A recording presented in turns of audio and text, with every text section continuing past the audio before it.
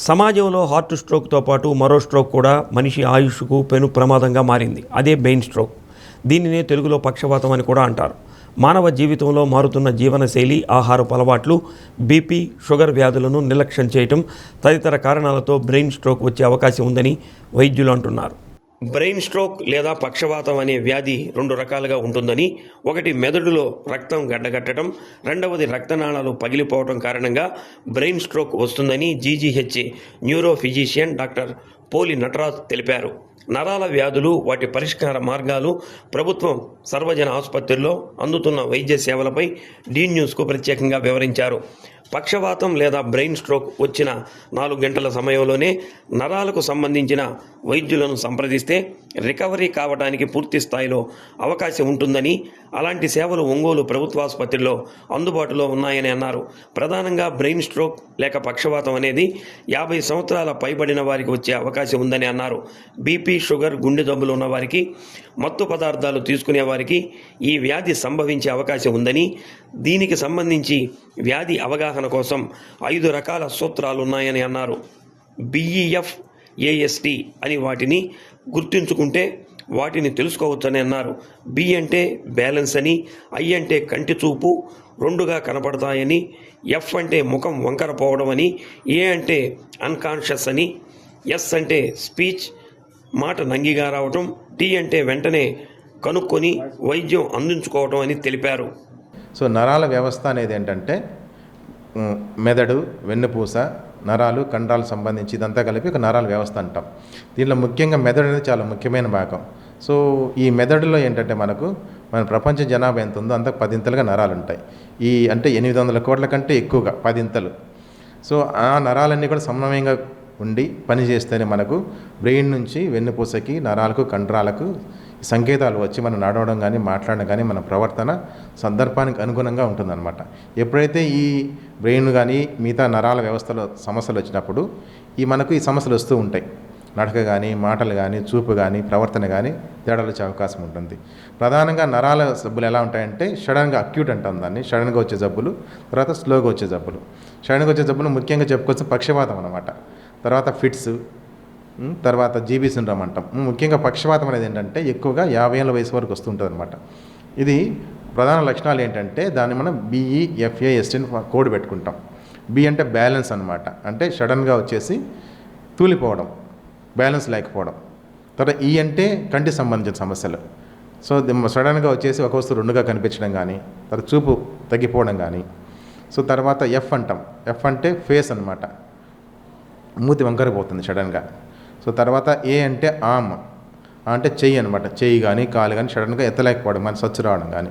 Yes అంటే speech, సడన్గా మాట తడబడడం కానీ, మాట కోల్పోవడం కానీ. టీ అంటే టైం టు రీకాల్, అంటే వెంటనే డాక్టర్ని సంప్రదించాల్సింది.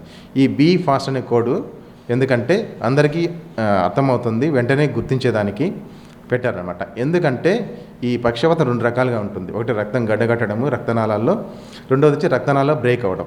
ఈ రక్తం గడ్డగట్టడం వల్ల ఈ లక్షణాలు వస్తాయి. బ్రెయిన్ స్ట్రోక్ అనేది వంశపారంపర్యంగా కూడా వచ్చే అవకాశం ఉంటుందని, యువత ఎక్కువగా డ్రగ్స్ వాడటం వల్ల చిన్న వయసులోని ఇలాంటి స్ట్రోక్ వచ్చే అవకాశం ఉంటుందని అన్నారు.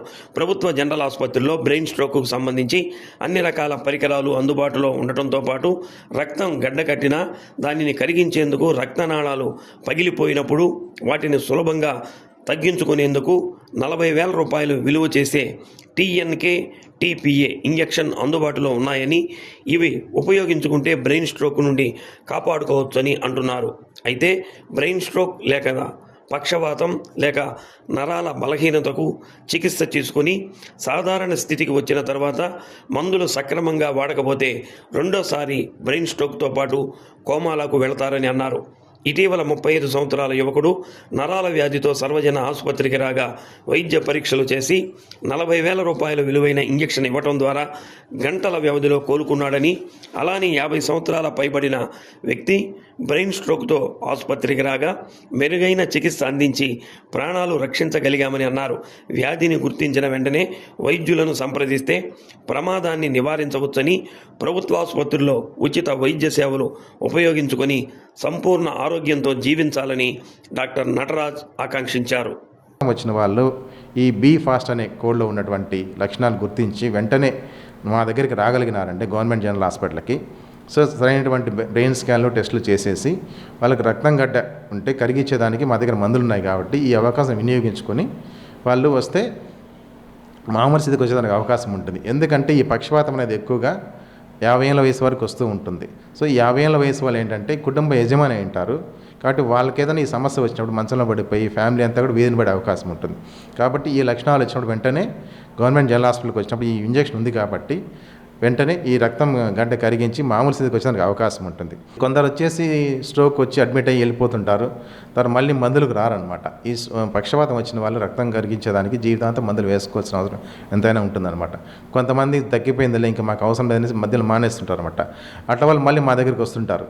సో మళ్ళీ రెండోసారి వచ్చినప్పుడు ఎలా ఉంటుందంటే వాళ్ళకి ఇంకా తీవ్రమైన స్థితిలో వస్తారన్నమాట. కొందరు కోమాలో ఉంటారు, కొందరు మంచానికి ప్రతిబింబిపోయి ఉంటారు, కొందరు అసలు మాట్లాడరు, కొందరు చనిపోతారు కూడా. కాబట్టి ఈ చిన్న అవగాహన అనేది చాలా అవసరం.